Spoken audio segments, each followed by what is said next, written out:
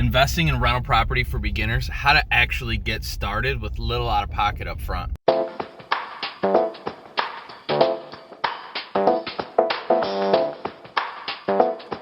Hey guys, welcome to the Mortgage Guide podcast, where it's my job to dissect some of the most interesting mortgage challenges. Whether you're a first-time home buyer or a seasoned real estate investor, I guarantee you'll get some good nuggets away from every episode.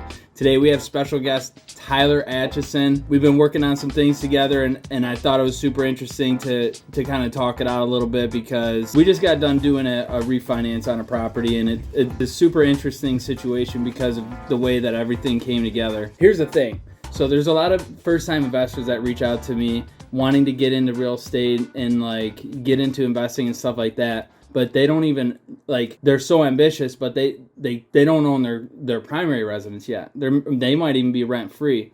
So what's interesting about your situation is that, you were patient. You bought your primary residence, eventually converted that into a rental property. And that was actually your first investment property, technically, as from a rental standpoint. Probably one of the more interesting things, too, is can you kind of like, first of all, how did you find this property, and then how did you acquire it? I found it on Craigslist and got a hold of these people, figured out that they basically just wanted to get rid of the place. So it didn't make it very hard for me to kind of make a couple different offers, and all we had to offer was some cash and a motorcycle and a camper. And that's what you think is pretty awesome about it. It was cash from us to the seller was $2,000. Yeah. So we came off $2,000, and we ended up with a house that if you saw the house, it was bad. Right. It was in bad shape, but it's a house. Yeah. It still has all of the opportunity of a house. As soon as you brought it up that you were even thinking about doing it, I was like, dude, that's crazy. Like, that's amazing. You're going to trade a couple toys and a couple grand in cash, and you're going to have a house. Let's go, dude. Rock and roll. And you had the courage to actually take it on to do all the work that it took to get it. So can you kind of like paint a picture, like the condition of it when you bought it? Yeah, it was, my wife she was very pregnant. We were about to have our second child. And you're how old at this point? 26, I think. Okay. She was so pregnant that we walked in the door and she just walked back out. So it was just a complete rehab. It needed everything done to it. Everything. Yeah. So electric, plumbing. Literally gutted the entire thing down to the studs. Yep. And it was built in the early 1900s. 1901. Did everything. Took, what, couple years? Couple years. Chipping away. And that's kind of like what you're saying. It's starting from scratch. It doesn't, for most people, you can't do something like this overnight. Or even in 6 months, you can't do it. Takes time.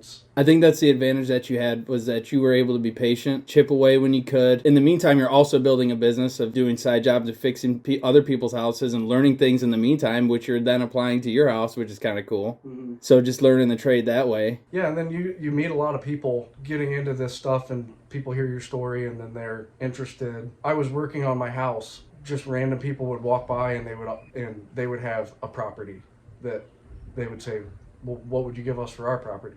So, those opportunities wouldn't even present themselves until you got your foot in the door. 100%. And that applies, I think, to everything. Like, like you put yourself out there as someone who kind of knows what they're doing, and other things just attract themselves to you. I mean, that's 100%. In everything. You got the property, started working on it. In the meantime, you're still living in the house that you had already bought. Right, with the VA. With the VA loan. And then eventually finished the property and decided, well, you have a growing family, might as well actually ends up making more sense to move into the property that you renovated because there's more bedrooms. And like you said, that allowed us to have a rental property. Instead of selling our house, we have a rental property, which is what we want to do in the long run. Whereas some investors just want to buy and sell. We want to buy and hold things until we're retired and possibly pass it on to our kids. Mm-hmm. And in the meantime, you bought a couple other properties as well. Yes. And same thing, find them on Craigslist, or like, how are you getting these deals? The next house that was in complete shambles that we bought was from a wholesaler. I think I just made contact with them because they were like, might have even been Facebook, but I just knew they were a wholesaler, told them what we were interested in, and they started calling us with properties. And I mean, that's an interesting story how we got that place too. Mm-hmm. We technically only came off $200 to buy that property, to get it transferred into our name. And it's just interesting how those things can work in real estate. Yeah. Like you can do a lot, but it's a lot of responsibility. Like we own another property that we have to do something with. Not taxes and stuff taxes, like that. Insurance. Yeah, that's the thing. Is it's exciting when I talk to people who want to start to get into investing, and they're super pumped because they know the opportunity and it's real as can be. But it's another type of human being to actually take on the work and consistently show up and do the hard stuff, and while also having a family to raise and also running a business. Like, you're just getting after it, dude.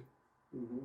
And that's amazing. I just don't think that it doesn't take that much to just have a goal, and the amount of time it took me to achieve my goal could be different than everybody else.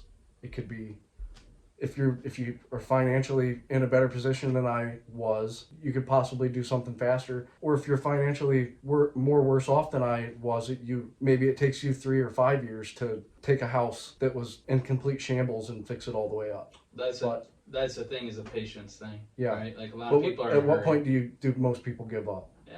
Like, before they even started most of the time. Yeah. So, and it boils down to just have a point that you're aiming for, and then you adjust. You just decide that that's what's going to happen. Yeah.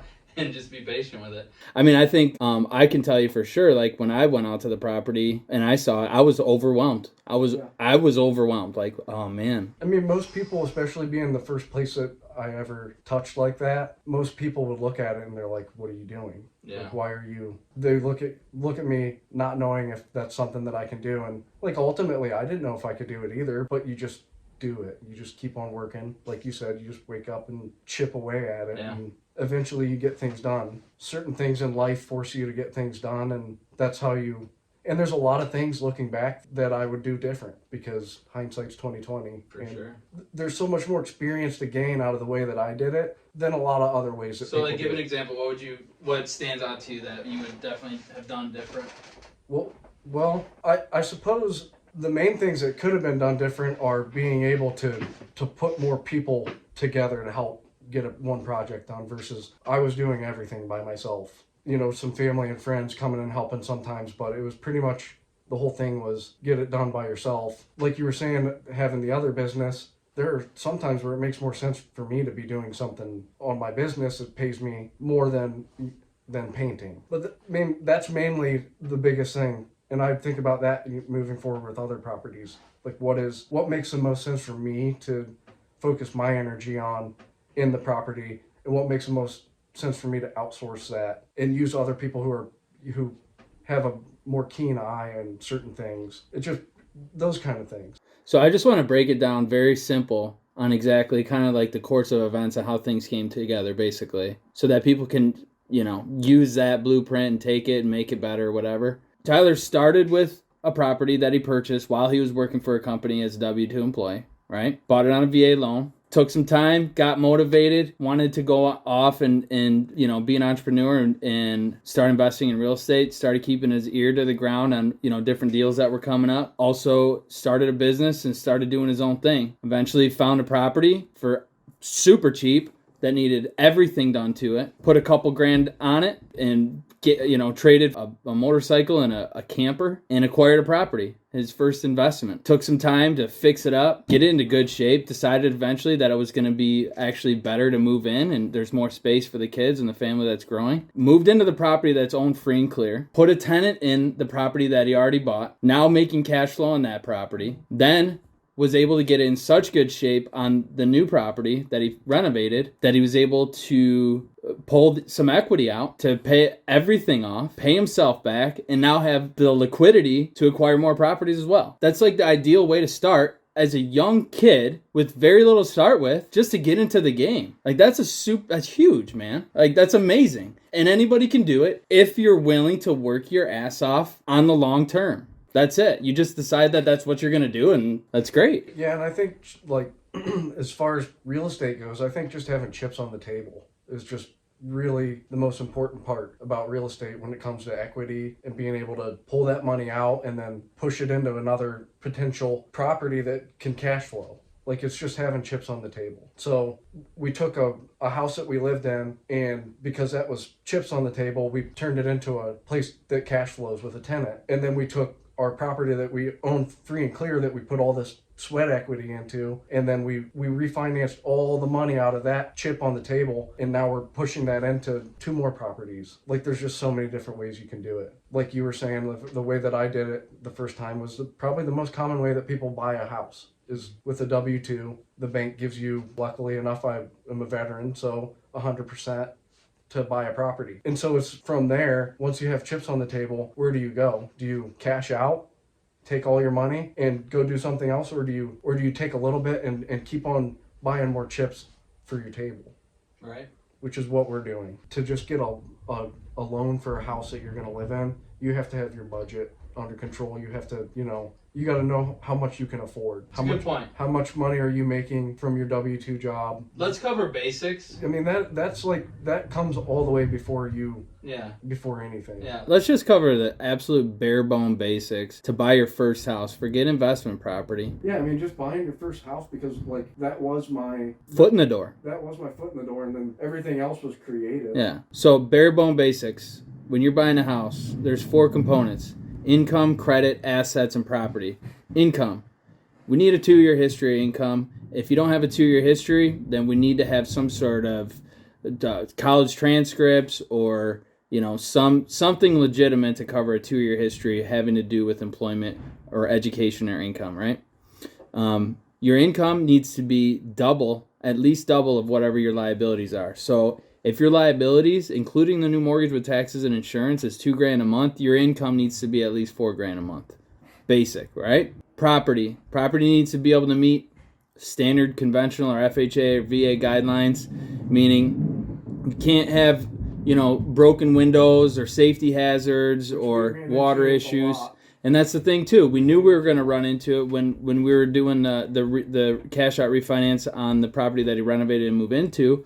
We knew there was going to be some things that needed to be touched, and we said, all right, let's see what they call for. Let's just give it a shot. So we got the appraisal done. Sure enough, appraiser came back with a list of bullet points on stuff that needed to be done. And within like a few days, Tyler's like, all right, let's do this final inspection. I'm thinking, wait, I thought that was going to take like a month, but he busted it out quick, and that worked out pretty good. It ended up we needed an additional foundation inspection, which required another repair, which was fine. Tyler took care of it, and we were able to get that done and wrapped up. So we were able to get it up to par to government standards like on an FHA loan, which is huge. Because he took a property that was in complete disrepair that nobody wanted and got it up to par to where now anybody can buy it if he decides to sell, next year, whatever the case is. Like, that takes a lot of work, and that's amazing. So moving on, we went over income, we went over property, credit.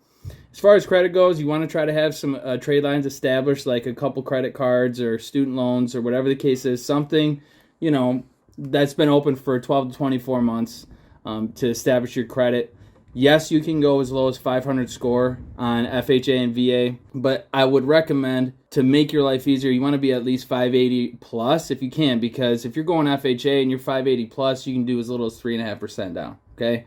If you're doing VA and you're 580 plus, you can do 0% down. If you're below 580 on VA, you're looking at 10% down, and same thing on FHA if you're below 580. Still a no-brainer. Right. So, but to make your life easier, you definitely want to be 580 plus if you can. If not the end of the world. We can, run some simulators and let you know what you need to do to get it up. Last piece would be assets. As far as that's concerned, we're going to get 2 months bank statements. Any large deposits, we're going to want to see where it came from. We're going to need a paper trail. You can get a gift if you're doing FHA. You can get a gift for the down payment. That's fine. As far as like NSFs, I mean, if you have a pattern of NSFs on your bank statements, it's going to be a problem. So, 4 pieces of the puzzle to buy a house: income, credit, assets, and property.